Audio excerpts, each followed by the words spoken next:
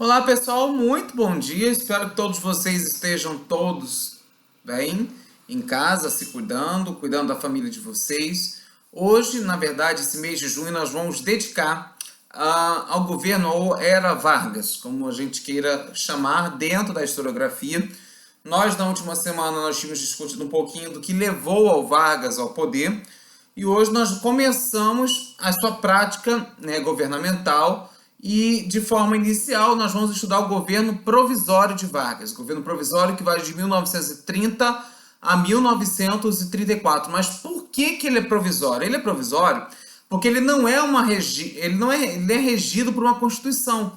E, na verdade, pessoal, quando nós estamos falando do governo Vargas, nós temos que entender, na verdade, que o Vargas, de forma bem peculiar, ele é um descrente na democracia. Ele não acredita na democracia, tanto não acredita que, além de ter assumido o poder com um golpe, com a dita Revolução de 30, né, uma das primeiras coisas, além da deposição do Washington Luiz, ele vai dissolver o Congresso Nacional.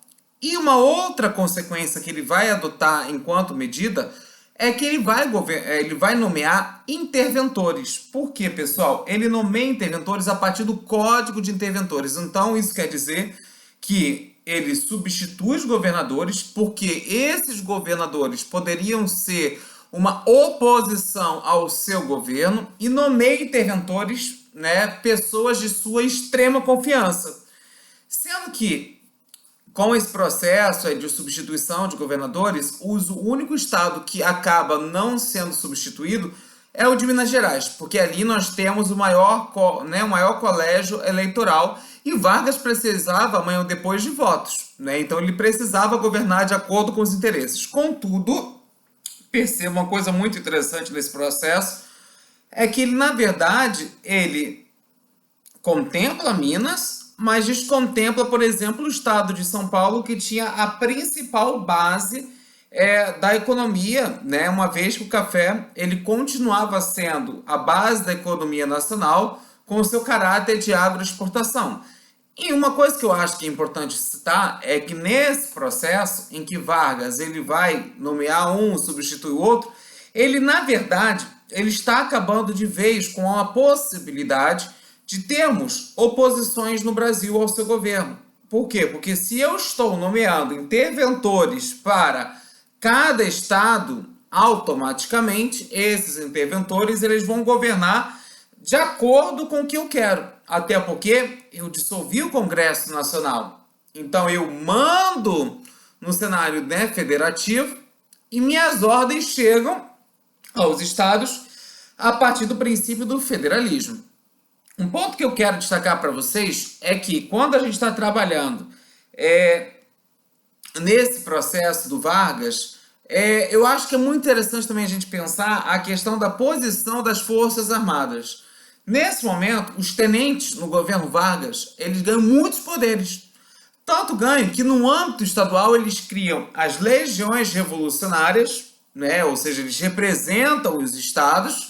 E numa questão de dimensão nacional, eles criam o Clube 3 de Outubro. Pessoal, percebam que nós estamos lidando na década de 30 com os militares que são politizados. Isso quer dizer que aos poucos eles tomam consciência política da crise que o nosso país passava. Primeiro porque, final da década de 20 para a década de 30, nós temos o quê? Um Brasil passando por uma crise econômica, porque a crise de 29 nos Estados Unidos chega ao Brasil. Por quê, pessoal? Você lembra? O principal comprador do café brasileiro eram quem? Os Estados Unidos. Então, a partir do momento que os Estados Unidos não compram mais o café brasileiro, o que isso acontece com o Brasil? Sobra a produção. Mas não sobra a venda. Consequentemente, o que acontece com o lucro? Cai.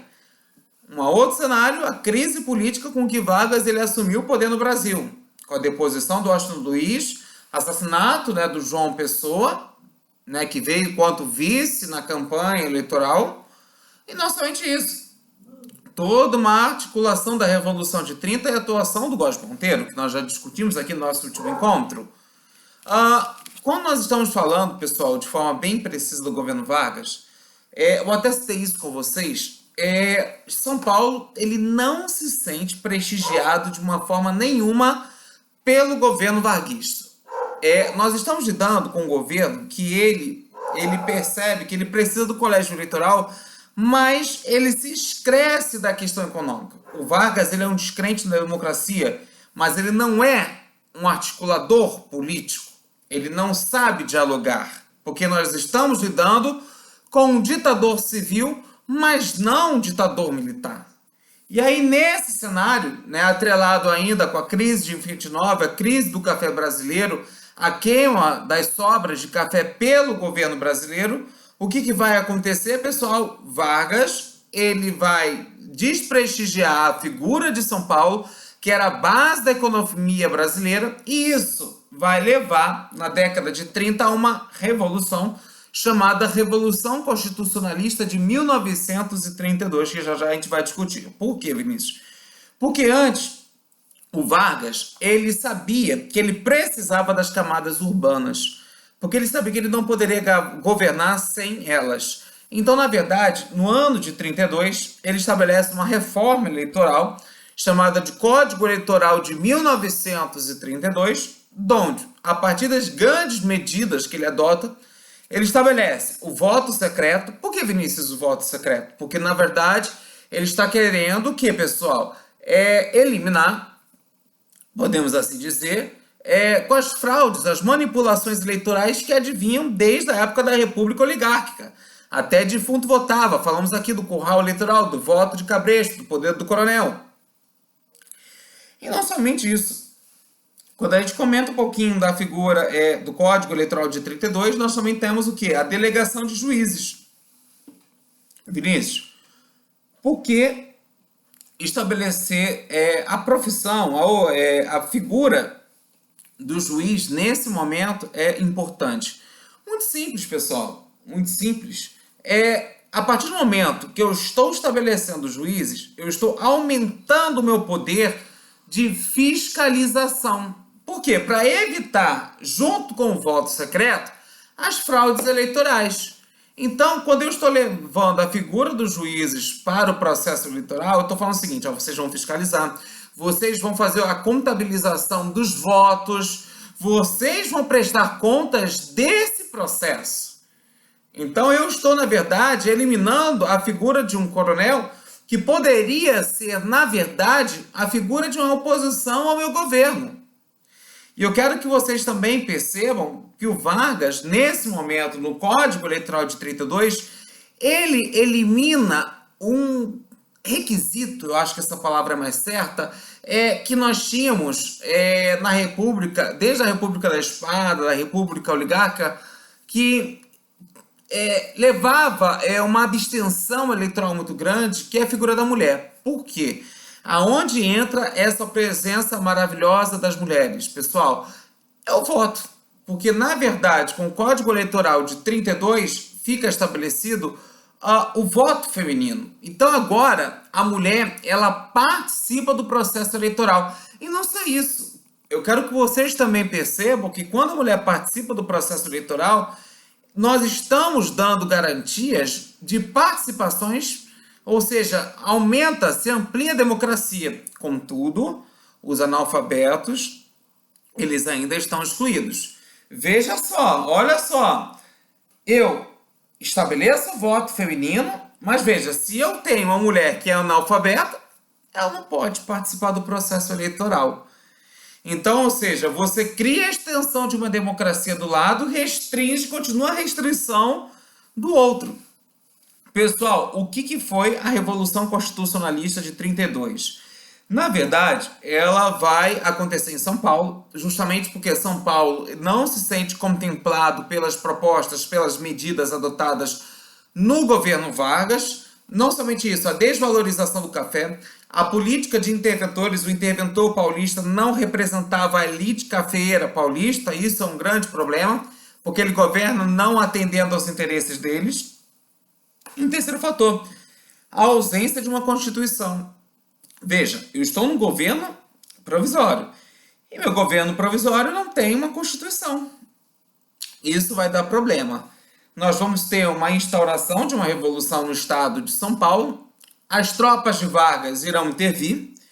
Isso vai fazer com que dentro, automaticamente, da camada que reivindicava 4 jovens, a gente até pode assim citar, da ala estudantil, serão assassinados pelas tropas varguistas. A gente até brinca MMDC, Martins, Miraguaia, Drauzio e Camargo. E aí, pessoal, nós vamos ter o quê? Um cenário que é típico para uma guerra civil, porque tem um Estado de um lado e grupos que apoiavam Vargas do outro. E aí o Vargas, temendo uma guerra civil, né, temendo perder o apoio das camadas urbanas, no ano de 34, como fruto, inclusive, automaticamente da Revolução Constitucionalista, ele estabelece a Constituição de 34.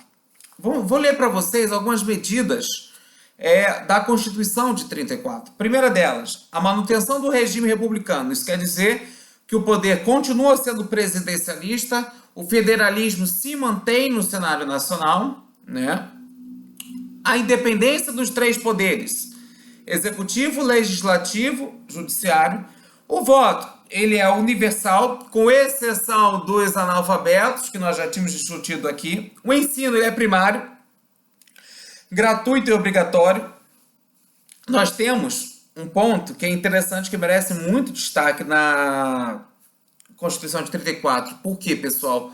Porque, na verdade, ela estabelece a consolidação das leis do trabalho, a consolidação da legislação trabalhista. Que garantias esse trabalhador e essa CLT contempla o trabalhador urbano em detrimento do trabalhador rural? Isso é importante citar. O que esse trabalhador conseguiu de garantias após pressões a esse governo? Primeiramente, o salário mínimo. Depois, a regulamentação do trabalho feminino e infantil. Depois, férias remuneradas e descanso semanal, né, que acabam contemplando a figura da classe trabalhadora urbana em detrimento da classe rural. A classe rural, ela só será contemplada no governo João Goulart, com a figura, né, da pressão das ligas camponesas. Isso é importante também citar. Isso também é importante citar, além dessas medidas, a independência do Tribunal de Contas. Depois, a limitação do mandato presidencial a 4 anos, sem direito à reeleição. Grava isso. Eu quero que vocês gravem muito bem essa última expressão que eu estou citando para vocês. Porque nós vamos perceber que Vargas assume o poder com um golpe e dá outro golpe dentro do próprio golpe de Estado. Que é o que nós vamos perceber, que é o que vai levar à formação do Estado Novo varguista. Porque se eu, presidente, só posso estar acima do meu poder 4 anos, em tese não poderia voltar. E ele vai voltar. E nós vamos ver quais seriam os mecanismos adotados por Vargas que levou à sua reeleição. Tá ok, pessoal? Falar de Vargas, falar do getulismo, vocês têm que entender todos que é um sinônimo de trabalhismo, de queremismo. Queremos Vargas no poder porque eu me calo, estou consentindo com suas medidas, mas automaticamente estou sendo contemplado por meio, por exemplo, da CLT, como nós já discutimos aqui. Tá ok, pessoal? Grande abraço.